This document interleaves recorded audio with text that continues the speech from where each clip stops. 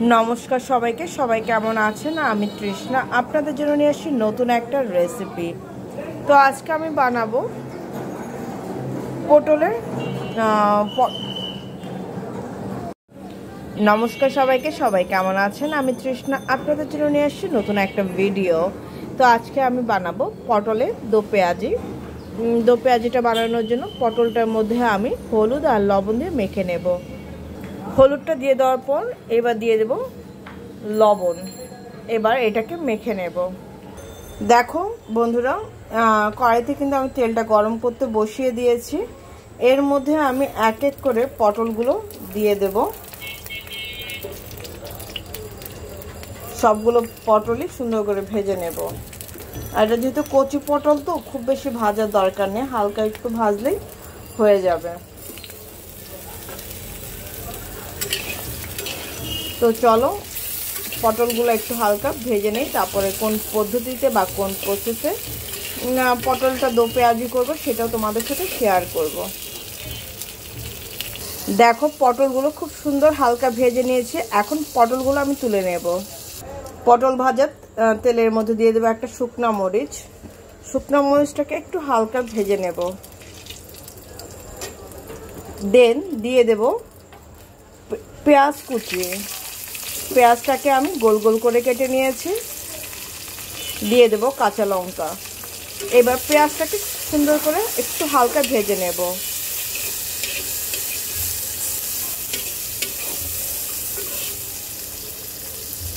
পেঁয়াজটা যখন হালকা ভাজা হয়ে যাবে ঠিক ওই সময় দিয়ে দেব লবণ, দিয়ে দেব হলুদের গুঁড়া, দিয়ে দেব ধনে গুঁড়া, দিয়ে দেব জিরার গুঁড়া। এইবার পেঁয়াজের সাথে মশলাটাকে 2-1 মিনিট ভেজে নেব।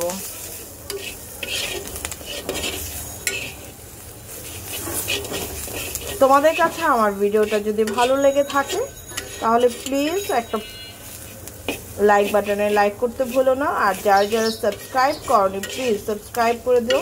ইটস মাই হাম্বল রিকোয়েস্ট তোমাদের কাছে পুরো ভিডিওটা দেখো। দেখো আমি কিন্তু এখানে মশলাটা খুব কম দিয়েছি, কয়েক মিনিট ভাজা হয়ে গেছে। ঠিক এই সময়ে আমি দিয়ে দেব সামান্য পরিমাণে জল। এই আমি দিয়ে দিলাম জাস্ট এতটুকু জল। এবার মিক্স করে দিলাম। মিক্স করে দেওয়ার পরে এইবার মশলাটাকে সুন্দর করে কষাবো, জলটা শুকাবে আর তেলটা ছেড়ে দিলেই এর মধ্যে আমি কি দিয়ে কি নামাবো সেটাও তোমাদের সাথে শেয়ার করব।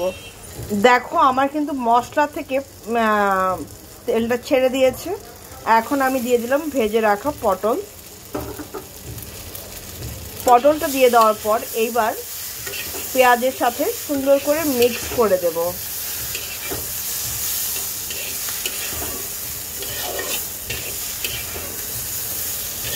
এবার 2-1 মিনিট ঢেকে রাখবো। দেখো পটলের দো পেঁয়াজিটা কিন্তু হয়ে গেছে। আমি এর মধ্যে দিয়ে দেবো 1 চা চামচের মতন সরিষা বাটা। আমি ছাঁকনিটা দিয়ে ছেঁকে নিয়ে এলাম। ঠিক এতটুকুই, জাস্ট এতটুকু দিলাম।